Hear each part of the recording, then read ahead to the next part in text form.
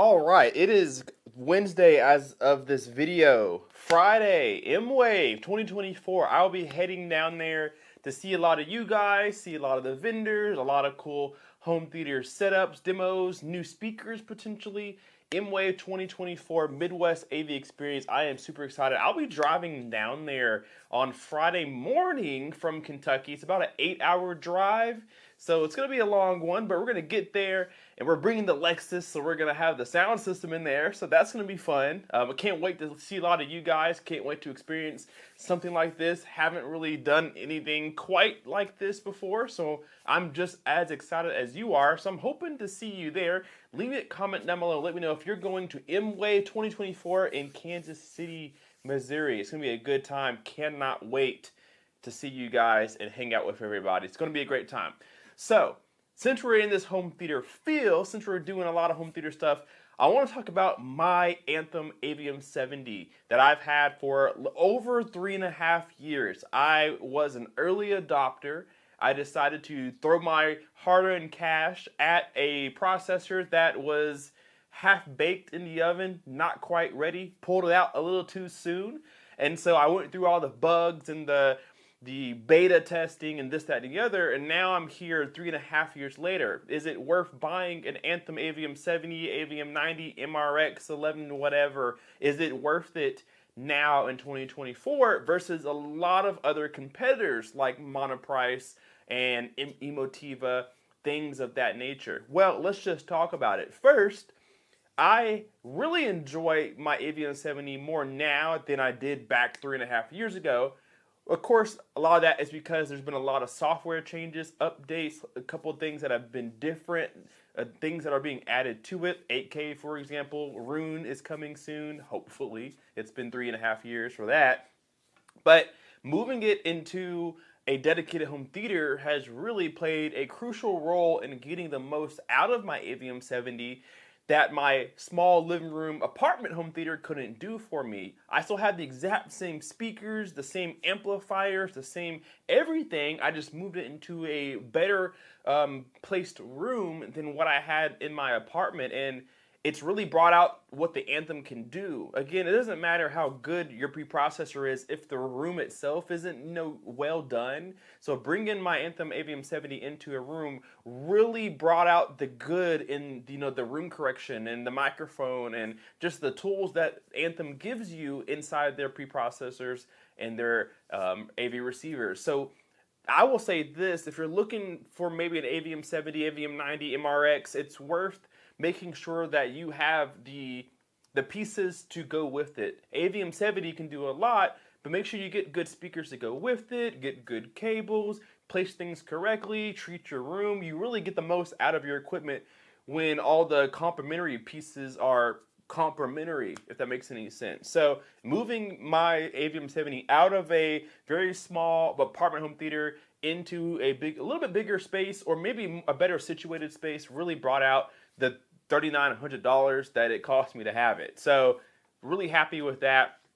The sound has still impressed me. Everything that I listen to just sounds so good. And the fact that I have the ability to make multiple profiles only makes this better. A lot of times when you buy a receiver or some sort of AV processor, you run into an issue where you might listen to music, 2-channel, and then you might watch movies, a full 11-channel Dolby Atmos system. And then you may, watch regular TV, and then you may watch streaming with the kids. You may want different sound formats and profiles, and Anthem lets you do that. You can set tons of profiles. So if you want to listen to music 2-channel, no subs, you just click a button. If you want to change straight to movie mode, click of a button. If you want to have a profile for FM radio, if you want that, you can. Maybe you have a Blu-ray player, a streamer, and you have a kaleidoscope, and you have different sound parameters you want to use, you can. Maybe you have different calibration files you want to use, you can. Maybe you don't listen to movies on the same speakers that you listen to on music, you can make a profile for that. So the versatility of the AVM 70 is excellent. I don't think that gets talked about enough. The ability to set multiple presets basically for everything you want to do is incredible. Now, what I really like about my Anthem 70 is the XLR inputs and outputs.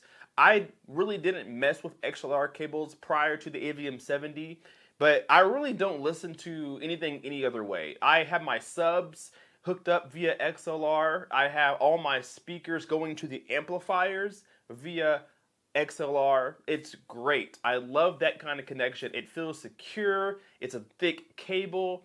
It gives you a really nice balanced sound. It's filtered, it's clean. I like it.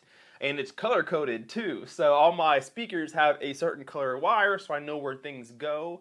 But this is a really secure, clean, tight, well-grounded connection. When you're spending this kind of money, you want to make sure your cables can complement that, and they do. So I really like the ability to do XLRs or RCAs as my connections, inputs and outputs. It's great. So I love the Anthem 70 for that. I have not dabbled at all into 8K. I haven't even upgraded my HDMIs in my Anthem 70 to 8K, and I don't know that I will because I use a projector. Right now, 8K is not a thought in the projector world yet, and it's not really a thought for me right now either.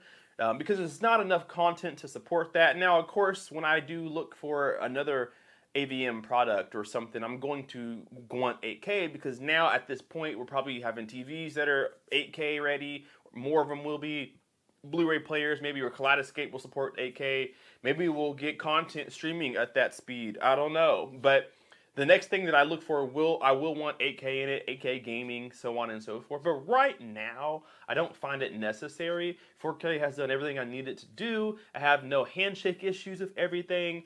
Everything runs smooth, seamless. I never have a dropout and connection or picture or sound. It just works. Everything just works. That was the big thing about buying the AVM 70 3.5 years ago. Not everything worked. But now, Anthem was pretty quick about getting things straightened out for their customers.